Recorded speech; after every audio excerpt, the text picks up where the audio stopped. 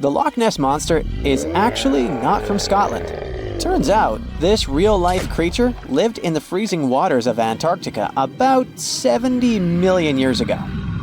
In 2019, researchers discovered fossils of a huge, prehistoric marine reptile that looked a lot like what people described as Nessie.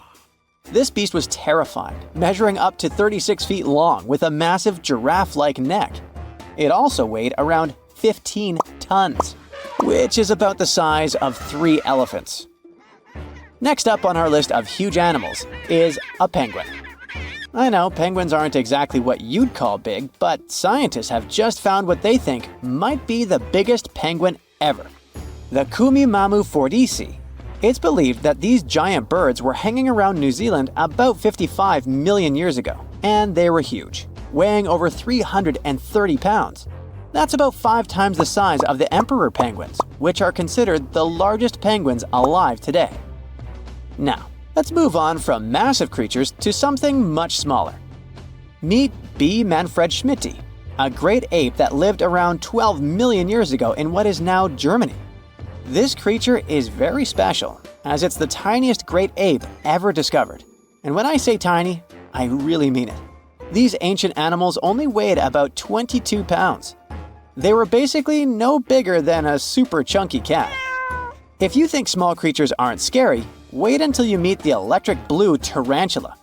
This newly discovered species from Thailand's mangroves has an almost otherworldly electric blue color. Its vibrant hue doesn't come from pigment, it is actually caused by the unique structure of its hair, which reflects blue light, making it look like an extraterrestrial being. We're going even further now, diving into the freezing pitch-black depths. At around 2,000 feet deep in the Andaman Sea, scientists found a new species of ghost shark, which they named Chimera supape. Their appearance is straight out of a horror movie. They have sleek, pale bodies, frills that look like feathers, and large, creepy eyes. These ghost sharks aren't actually sharks, but they are related, having diverged from their cousins about 400 million years ago. The good news is they're not too scary since they're only a bit bigger than a shoebox. Just when you think we can't find stranger creatures, we come across this ancient amphibian from Brazil. Scientifically known as K. rosei. This newly discovered giant crocodile-like creature lived during the Triassic period, over 240 million years ago. At nearly 10 feet long, it had a powerful jaw, resembling the modern-day alligator.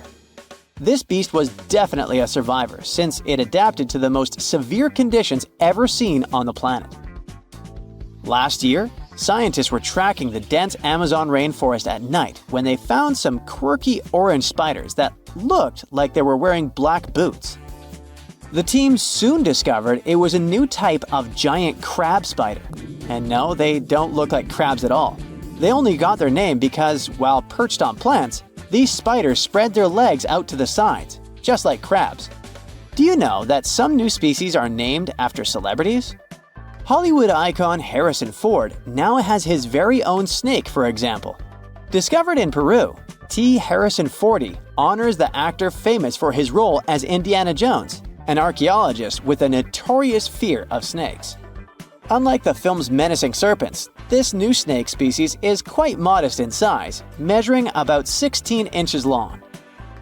We also have the Rampholion princei, a small new species of pygmy chameleon from Tanzania that was named after US rapper and poet Prince Iya. He received this honor because of his work raising awareness about global environmental issues. Another celebrity namesake is DiCaprio's snail-eating snake, which hangs out in the shrubs of Panama's forests. This S. irmelindi caprioi is about 15 inches long and spends its nights on palm fronds looking for snails and slugs. Its round eyes look like glowing coals that can be a bit scary, but overall, the creature is super chill. Even when it feels threatened, it doesn't bite. It just coils up around its head and gives off a really bad smell. Now something a bit more sinister. Meet Venomius tomhardii. Does that name ring a bell? Exactly. This new species of spider was named after Tom Hardy's portrayal of the infamous Marvel character Venom. And all because the black spots on the spider's abdomen reminded researchers of the famous anti-hero. Most spiders of this species were found in Australia at night, sitting in their elaborate webs in forested areas near the coast. When disturbed, these creepy crawlers often hide in silk-lined hollows in tree branches. We've also got something for the Lord of the Rings fans. In the vast and warm waters of the Amazon River, scientists have just discovered a new species of pacu. This fish is a relative of the terrifying piranha, with a plant-based diet and human-like teeth. It was named Myloplus sauron because of a bold vertical black mark on its side, which reminded researchers of the fiery eye symbol of the villain Sauron from Tolkien's epic saga. Wait, is that a tanned capybara or a wild dog? Well, actually, it's neither. This is a newly discovered dwarf deer. This tiny creature, about the size of a basset hound, scurries through the forests of Peru. The combo of large eyes, stocky body, and short legs makes this animal simply adorable. This cute little deer is the complete opposite of what we've got coming up next. This bizarre-looking creature is what we believe the beast of 5 teeth might have looked like. Its fossils, found in Chilean Patagonia, showed that it lived during the age of dinosaurs, about 72 million years ago. This finding is just another piece of evidence that mammals had been roaming around that part of South America much earlier than we thought. Moving from the forests of South America to the deserts of Australia, we come across a sand dragon lizard, known scientifically as Cteniferus tayacalpa. With its sandy color and long, lean body, this lizard looks like it could star in a Dune movie. Discovered last year, this sand dragon lizard blends in perfectly with the hot sands of the Great Victoria Desert in southern Australia. For over 10 years, a large-eyed creature managed to hide from scientists who ventured into the mountains of southwestern China. But not this time. In 2023, the group finally managed to take photos of 7 frogs that didn't match any known species. They're now known as Leishan odorous frogs, a species that grows to be about 2 inches long and has small bumps all over their grass-green bodies. Off the coast of Chile, we have recently found a seamount nearly 4 times as high as the Burj Khalifa. Underwater mountains are usually home to beautiful life forms, like sponge gardens and ancient corals. But this Chilean seamount also hid a creature known as the flying spaghetti monster. It's a rare type of squid with long noodle-like tentacles that make it look like an underwater pasta dish. Including its tentacles, this strange creature can be over 130 feet long. Recently, scientists were diving into the cold waters of the Antarctic Peninsula when they thought they had found an ordinary dragonfish swimming by. But there was something unusual about this one. It turned out that this fish had 2 darker vertical stripes along its slender body. That's when they realized they were looking at a new species, the banded dragonfish. From bizarre sea creatures to a cute one.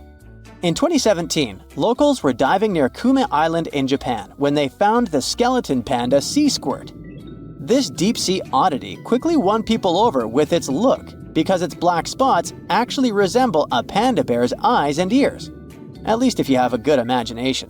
This unusual creature filters water to catch its food, and is yet another reminder of the ocean's hidden wonders. Antarctica wasn't always a frozen wasteland.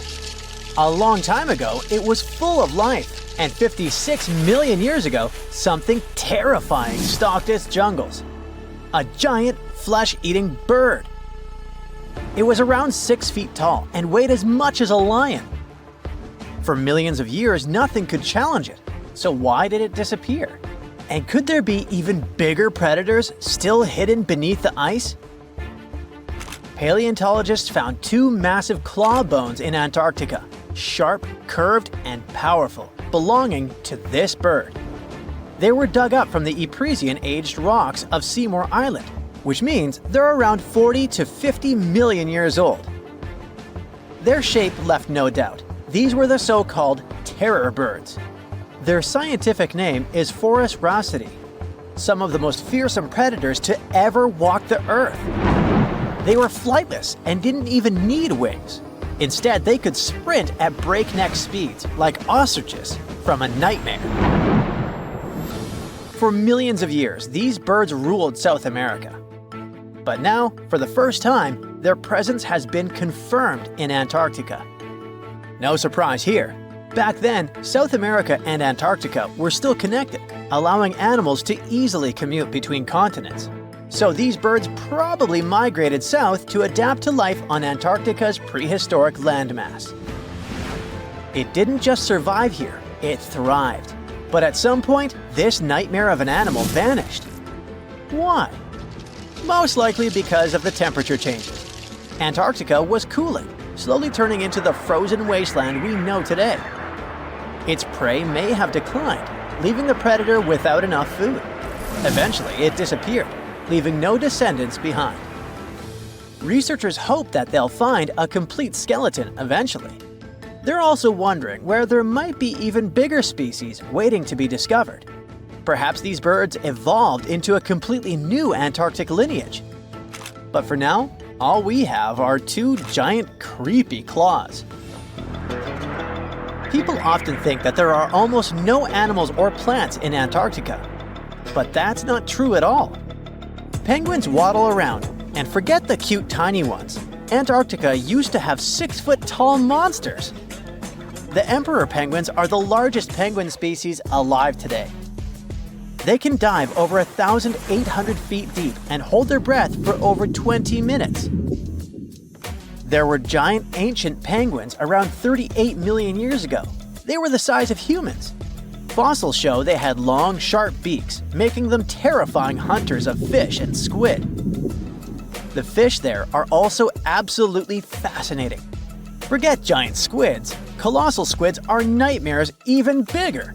Some reach over 40 feet long with massive, super sharp beaks and eyes the size of dinner plates. Finally, orcas, the apex predators of the Antarctic Ocean. They hunt in packs, working together like a wolf pack of the sea to take down seals, fish, and even massive whales. There are even tiny plants like moss and algae. Antarctic hairgrass and pearlwort. They somehow survive against all odds. There are many other myths going on about Antarctica. For example, some people think that when icebergs break off from glaciers, they immediately start drifting straight into the open ocean until they melt. But the reality is way more chaotic. First, when an iceberg breaks off from a glacier or ice shelf, it has to deal with underwater obstacles. It can stay stuck on the seafloor for decades without moving. Then they get caught in powerful whirlpools and spin in place for months.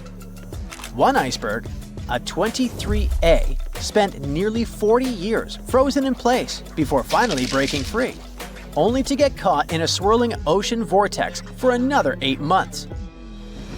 After that, their paths are influenced by ocean currents, tides, winds, and even underwater topography. They don't just float freely. Their movements are full of literal, unexpected twists.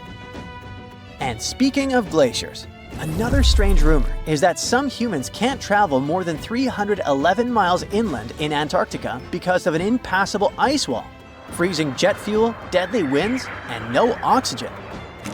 But this is completely false. Antarctica has been explored by planes, vehicles, and even scientists on foot. There's an entire research station sitting at the South Pole. People live there all year long. The ice wall is real, a massive ice cliff rising above the ocean. But that isn't some secret barrier, it's an ice shelf. These are thick slabs of ice that form when glaciers slowly flow off the land and spread over the ocean. Almost 3/4 of Antarctica's coastline is made up of them, but they don't form some giant ring around the world. Antarctica is one of the most extreme places on Earth, but we've conquered its challenges, and we keep learning more about it every year.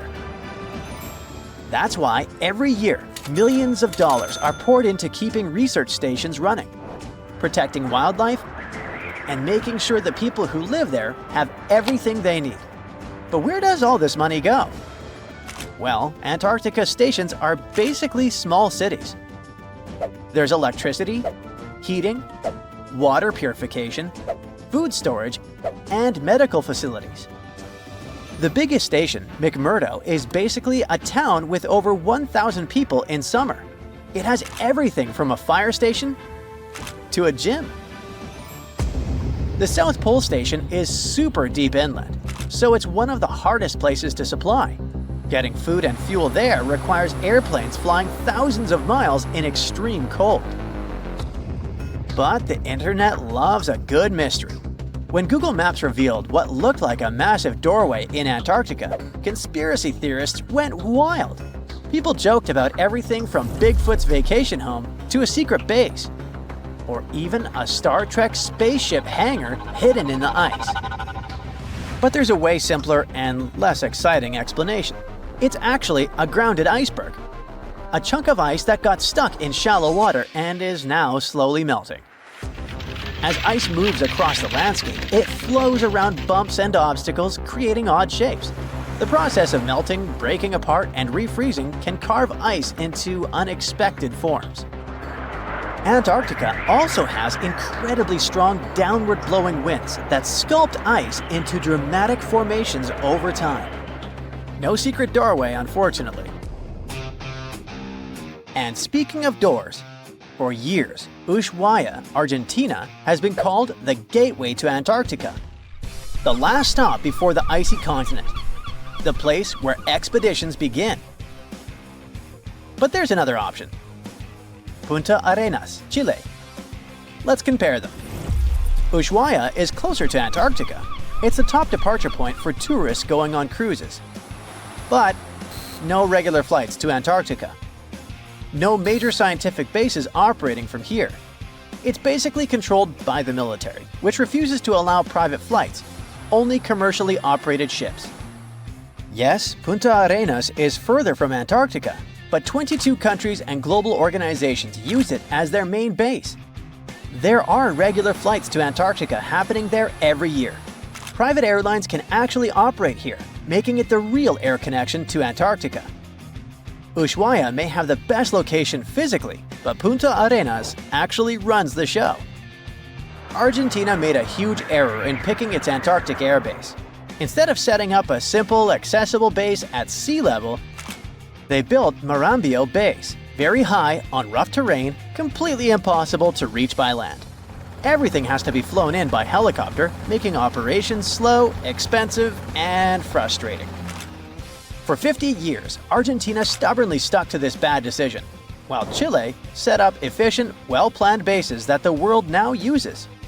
If things don't change, Ushuaia will be nothing more than a tourist stop. But what's terrifying is that Antarctica seems to be returning to its past. It's supposed to be the coldest place on Earth, but something shocking happened just recently. For the first time in recorded history, temperatures in Antarctica broke 68 degrees Fahrenheit. This continent is buried under miles of ice. Usually, temperatures there can drop to minus 112 degrees. But in the winter of 2020, scientists recorded an insane 69 degrees on Seymour Island, hotter than many places in Europe at that time. Scientists believe there are several reasons for that. First, there are changes in the way heat moves around the planet's waters. Second, melting permafrost due to the planet warming. It looks like the climate is changing faster than expected. In 2011, scientists from Chile found a weird-looking fossil in Antarctica that looked like a squashed football. Almost 10 years later, the rock just sat on a shelf in Chile's National Museum of Natural History with no specific label. It went by The Thing in the museum because it looked like something from a science fiction movie. When the scientists finally got their hands on the strange fossil, it turned out it was actually a giant softshell egg from around 66 million years ago. This one is more than 11 inches long and 7 inches wide. A regular chicken egg is just 2.5 inches long, and an ostrich egg is almost 6 inches long for comparison. So, The Thing won the title of the biggest softshell egg ever found and the second largest egg of any animal we know of. The only bigger egg that was ever found was that of the extinct Madagascan elephant bird, which is also 1.5 times as tall as Michael Jordan. The bird, not the egg. The Antarctic egg is also special because it's the first fossil ever found in this part of the world. So whoever left it there must have been one big creature, probably a giant sea turtle that lived long ago, like a mosasaur. This is surprising because most scientists thought these creatures didn't even lay eggs, so this discovery could change what we know about them. The egg is also unique because it has a thin eggshell and no pores, which is totally different from most dinosaur eggs. It actually looks more like the eggs of lizards and snakes, but it came from a giant creature related to these animals. No known dinosaurs or flying reptiles from that time and place were big enough to lay such a huge egg, so it must have been a mosasaur after all. But we can't be 100% sure. Scientists did a lot of work and studied 259 types of living reptiles, like lizards and snakes, and their eggs. From this, they figured out that the mommy who laid the egg was probably at least 23 feet long, not counting her tail. During the late Cretaceous period, this part of Antarctica might have been like a nursery. Paleontologists have found bones of tiny mosasaurs and plesiosaurs in the same area, along with bones from the grown-up ones. Archaeologists in Norway made another cool but literally discovery and found dozens of arrows that had been hidden in ice for 6,000 years. They were melting out of a large ice patch in the high mountains, covering an area of about 45 football fields. In 2014 and 2016, when the summers were extra warm, scientists went to an ice patch called Langfoni to look around. They also found lots of reindeer bones and antlers there. Some of the arrows were whole and some in pieces, along with 5 arrowheads around the melting ice patch. This is more arrows than have been found at any other frozen site in the world. Some of the 68 found arrows date back to the Neolithic period, and the newest ones are from the 14th century of the Common Era. Ice is like the perfect time machine that can preserve whatever ends up there in an almost perfect condition. Langfoni became famous as one of the first ice patch sites after a local hiker found a 3,300-year-old leather shoe right next to its edge. Scientists are studying places like this to understand how people used these sites and how the ice patches from Norway to North America changed over time. Now, once upon a time, around 32,000 years ago, to be exact, a squirrel buried some seeds near a river in Siberia. Am I the only one getting the Ice Age vibes? Anyway, these seeds belong to a plant with cute white flowers. Thousands of years later, a group of scientists found these seeds buried deep in the frozen ground, about as far down as a 12-story building is tall. The seeds were surrounded by ice and bones of animals like mammoths, bison, and woolly rhinoceroses. The mature seeds had been damaged, maybe by some squirrel, but some of the younger seeds still had good plant parts inside them. The scientists carefully took those out and put them in small containers to help them grow. And here comes the coolest part. They were able to grow the plants. Their flowers were shaped a little differently from the flowers of the same plant that grows today. After a year, the Ice Age plant even made new seeds. Based on this, the scientists suggested that permafrost could be a depository for an ancient gene pool, and we could find extinct species there and bring them back to life. Scientists on an icebreaker in Antarctica were looking for whales, but found something way more unusual. The camera behind the ship, which is as heavy as a car, detected 16 million icefish nests on the floor of the Weddell Sea. The nests were located about every 10 inches in all directions and covered an area of 93 square miles, which is slightly bigger than the whole of Washington, D.C. The colony even had a distinct border, which was a line in the sand. The scientists were in the area because they were studying a special spot in the ocean where the water was a little warmer than the water around it. In this warmer water, they found tiny animals called zooplankton near the top. When the young icefish hatch, they swim up to this area to eat the zooplankton before going back down to the seafloor to grow up and have their own offspring. Since there was so much food, it made sense to see icefish in this warm water. But they didn't expect to find such a huge number of icefish nests, much more than anyone had ever seen before. New Zealand's Antarctic Heritage Fund found some old photo negatives in a hut in Antarctica. They turned out to be unique images from the Ross Sea Party. It was a famous failed expedition led by Ernest Shackleton. He wanted to become the first person to cross Antarctica by land, from the Weddell Sea to the Ross Sea, passing through the South Pole. But things went wrong when their ship, the Aurora, was blown out to sea.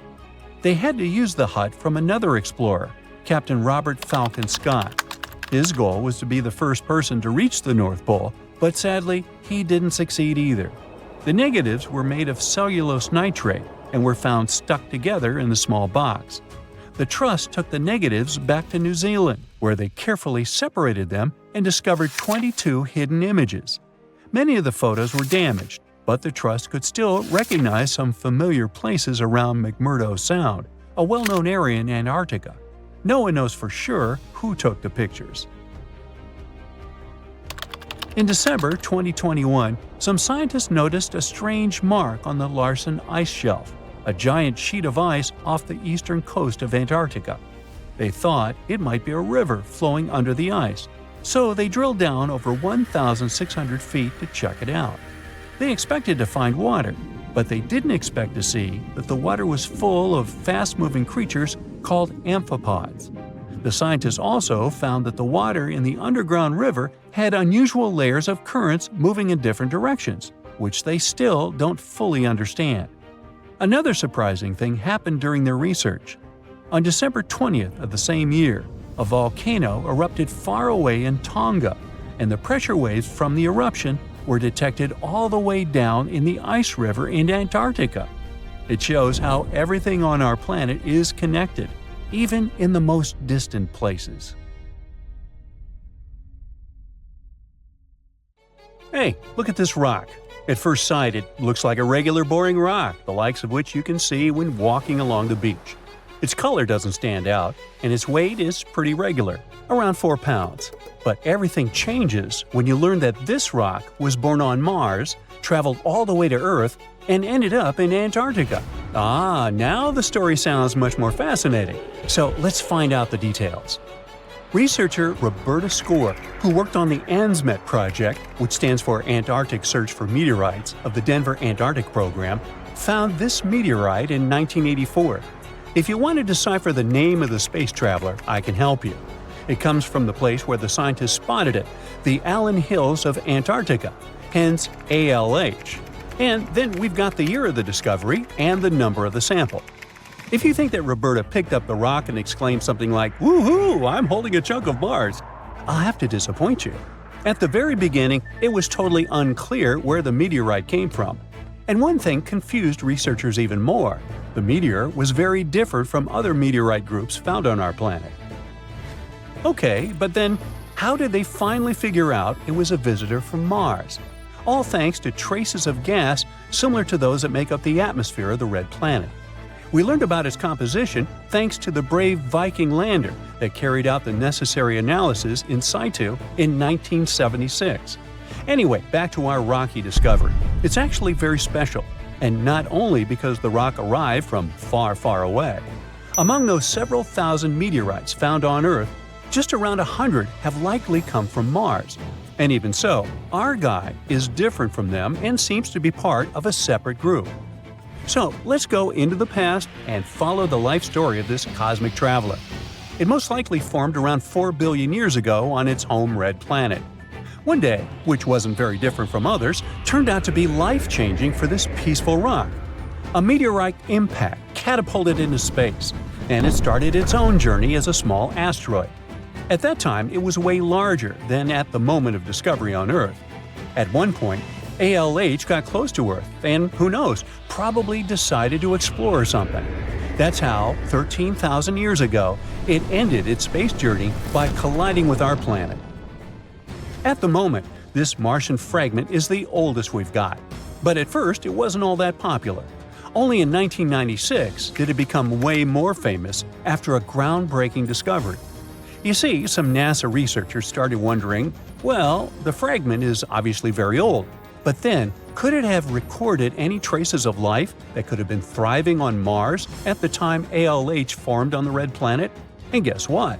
Those scientists turned out to be right. They detected traces of very fine magnetite particles. Those were completely similar in structure and chemical composition to the particles we have on Earth. They're called magnetofossils, and magnetotactic bacteria produce them. So it might mean that, at one point, there were some forms of life on Mars. In April 2020, scientists from the Japanese Space Agency made another discovery. They detected nitrogen containing organic material of Martian origin in our meteorite. So, who knows what new astounding secrets further examination of the meteorite might reveal? At the moment, though, all you can do is travel to Antarctica and find more of them. The thing is, this place is great for meteorite hunting. Surprisingly, we have found nearly 50,000 meteorites in Antarctica, and hundreds of thousands are still waiting to be discovered. Each of these space rocks can tell us a story of the evolution of the solar system.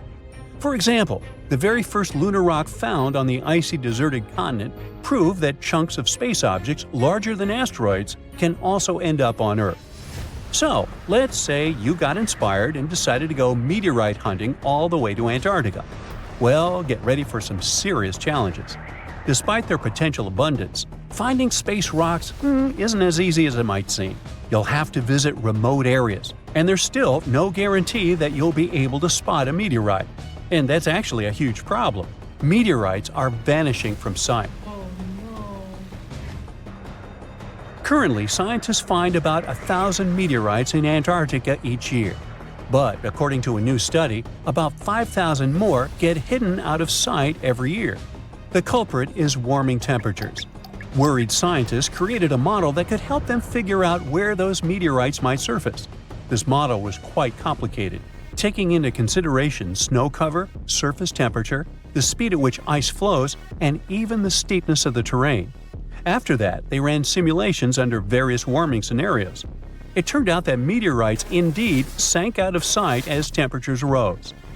To say that the researchers were upset is obvious. They didn't expect that climate change would affect their work so much.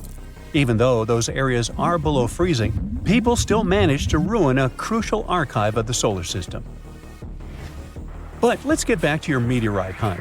If you want your chances to find one to be higher, travel to the base of mountains or outcrops where ice, which usually flows to the lower ground, is forced to move upward. But make sure to take your windbreaker with you. In those places, powerful winds brush away snow, exposing bright, vivid blue ice. Instead of melting, this ancient ice can change directly into water vapor, and it helps expose meteorites that would otherwise remain hidden. You need to hurry though. Meteorites at the surface disappear quickly. Even when temperatures are well below freezing, the rocks can still absorb some of the sun's heat and melt the ice. It's like they're creating underground, or shall I say under ice, tunnels for themselves, sinking and hiding from sight. Sometime later, refreezing closes the entrance to those tunnels, effectively trapping meteorites inside, tucked out of sight. Now, scientists admit it's very tricky to find working methods to spot meteorites. And if we don't hurry and develop such methods, we might lose between 80,000 and 250,000 space rocks in total. No wonder scientists are on a mission to find more meteorites. They're focusing on meteorite stranding zones. Those are places where meteorites often gather on the surface because of specific features of geology, ice flow, and climate conditions. As you already know, you can find meteorites on blue ice without snow cover. This makes meteorites easy to spot. But finding such hotspots is often pure luck. Or you gotta sit day and night, scouring maps and satellite images in attempts to spot blue ice zones near research stations. Let me introduce Veronica Tolinov, a glaciologist, and her team. They've taken things to the next level by developing a smart Antarctic-wide map. To do it, they've used machine learning and satellite data from NASA, the Canadian Space Agency, and others. This map highlights areas where meteorites might be hiding based on past finds and all kinds of climate and ice data. Apparently, the best places to find meteorites are along the edges of the continent and near mountains with blue ice. Unfortunately, it's not just the blue ice that matters. The temperature and speed of the ice flow are also super important. For example, if the ice flows too quickly, meteorites get swept away before they can accumulate. So, if you want to find a meteorite, you have to wait for very precise conditions. The surface temperature has to stay below 16 degrees Fahrenheit almost all the time. Otherwise, meteorites sink. You can start with the Allen Hills region. Yup, that's where our ALH friend was discovered. This area is kind of a meteorite gold mine with more than 1,000 finds. But there are even more promising places, like the Fimbul-Hyman Mountains, and no one has searched there yet. You might be the first. In any case, with this new map, researchers developed a where-to-go index that ranks the best meteorite hunting spots, making future field trips much more targeted. And with plenty of blue ice regions still unexplored, there are tons of meteorites just waiting to be found. So, what are you waiting for? Scientists have finally solved the Loch Ness Monster mystery. Here's the spoiler, you ready? It's not a real monster. It's probably a dinosaur that survived through the ages, or just a bunch of debris floating on the water. Thanks to many findings on the Loch Ness creature, we have proof of another story to tell you. It was 1933 when a man named George Spicer and his wife were driving along the shores of Loch Ness. That's when they saw something massive with a long neck moving across the road. It looked like a creature straight out of the prehistoric era, a dinosaur-like beast unlike anything they'd ever seen.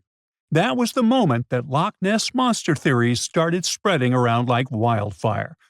One of the most famous Loch Ness Monster sightings came just a year later, in 1934, when a man took a photograph that became the most well-known image of Nessie. That's the nickname she was given.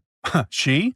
Anyways, the photo, known as the surgeon's photograph, showed a long-necked creature rising out of the water, and for years it convinced people that the monster was real. But years later, the truth came out. One of the men who helped take the photo confessed it was all a hoax. The photo had been staged after all. When the photo was published, it had been significantly cropped. This made the animal in the picture look much bigger than in real life, fueling the theories that the Loch Ness Monster did in fact exist. In the 1960s, one of the first big scientific attempts to investigate the mystery of the Loch Ness Monster happened.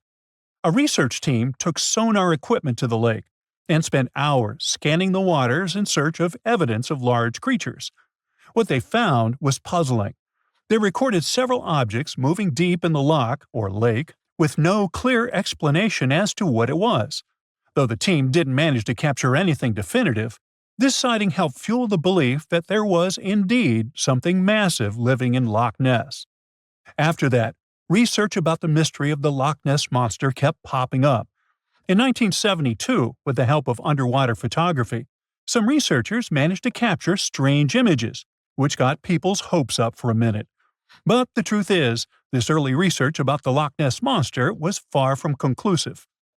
Now, of course, not everyone bought into the mystical, magical theories about the Loch Ness Monster. Theory 1, from a professor of zoology at Oxford University, has made it clear that the monster is a biological impossibility. Hey, my pediatrician said that about me, too. Meanwhile, he says that no skeletal remains have ever been found in the region. Plus, no fishermen have ever caught anything resembling the creature in their fishing nets. For him, this works as proof that it simply can't be real. When it comes to the famous photos of the Loch Ness Monster as evidence, well, that's pretty simple.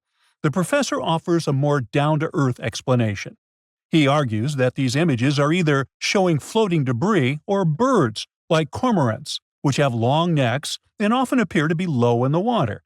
When people refute his suggestion, he takes us back to human psychology and explains that people often make mistakes and misjudge the size of things, especially when they just caught a glimpse of it, and even more so when they are hoping to see something specific. Now, many of those alleged photos depict an animal with a long neck and a small head, which has led some to believe that what they're seeing is a plesiosaur, a giant marine reptile that lived 215 million years ago and disappeared with the dinosaurs. The idea of a plesiosaur surviving all these years is a theory that's been around since the first sightings of the creature. But this researcher isn't buying it. He explains that no plesiosaur fossils have been found in the region dating to anything later than 66 million years ago. The idea of a prehistoric creature still lurking in the waters of Loch Ness just doesn't hold up scientifically. Then there's theory number 2, from a British naturalist who has spent over 50 years investigating the Loch Ness Monster phenomenon. His conclusion is a little less dramatic. He believes that most people who report sightings of long-necked creatures are misidentifying other animals. He suggests people think they are seeing a sea serpent. Reports of sightings from the Loch Ness Monster have been around since the 6th century CE, long before they were distilling Scotch whiskey or other explanations. Early reports of these sea serpents describe large creatures with long snake-like bodies and multiple humps. Some say the creatures were as big as boats, and many swore they saw something swimming in the waters. Many of these early sea serpent sightings may have been misunderstandings or exaggerations of normal animals in the loch, like large fish or even swimming birds. They could have been large eels, which are known to live in Loch Ness. These eels, especially when they're moving, might have given the impression of a long, undulating creature in the water. People who saw these eels from a distance, particularly in low light or misty conditions, might have mistaken them for something much more mysterious. Theory number 3 says something else. Nessie is just a series of standing waves. These happen when two boat wakes move in opposite directions, creating a big hump in the water that could look like a creature from a distance. Loch Ness enthusiasts even showed how it works, with footage from Fort Augustus, where a river meets Loch Ness. These enthusiasts had big plans to use drones with infrared cameras and special underwater microphones to search the loch. Now, Loch Ness is massive, stretching around 23 miles long and more than 700 feet deep. So, they thought they needed drones and infrared cameras to put an end to this discussion. But despite everything, they haven't found Nessie. But it's not only the Loch Ness Monster that lacks scientific explanation. There have also been scores of sightings of Yetis and Sasquatches that no one can really explain. Folks have made movies, dreaming of finding the truth about these creatures. But, according to recent research and evidence, it looks unlikely that we'll ever find definitive evidence of their existence. Science says they can explain Sasquatch sightings, and this is how. Biologists who study wildlife using camera traps, which are set up in remote areas to capture images of passing animals, have long attempted to find elusive species. These cameras detect movement and snap pictures, providing invaluable data on the biodiversity of different ecosystems. As camera traps collect more photos over time, the number of species recorded grows. However, after a while, the number plateaus, suggesting that no new species are being detected. While it's impossible to claim 100% certainty, researchers say that after significant camera deployment, it's safe to say the likelihood of discovering new species, especially large ones like Bigfoot or the Yeti, drops significantly. Camera trap studies have been running for years in regions where these creatures are rumored to live, but so far, no conclusive evidence has surfaced. Instead, the supposed proof of Bigfoot or the Yeti often comes from blurry photos or shaky videos taken by individuals who claim to have encountered them. The scientific understanding of biology also makes the existence of Bigfoot highly unlikely. Often described as a great ape, Bigfoot would have had to evolve in North America. However, great apes evolved in Africa, and the only great ape to make it to the Americas is Homo sapiens, whose ancestors crossed the Bering Strait only about 16,000 years ago. This is far too short a time for a new species like Bigfoot to have evolved.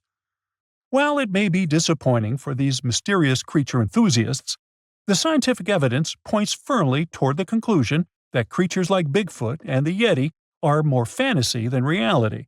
After decades of extensive scientific research, it's safe to say that yes, science has solved the mystery of the Loch Ness Monster, and it's pure fiction. So, what do you think?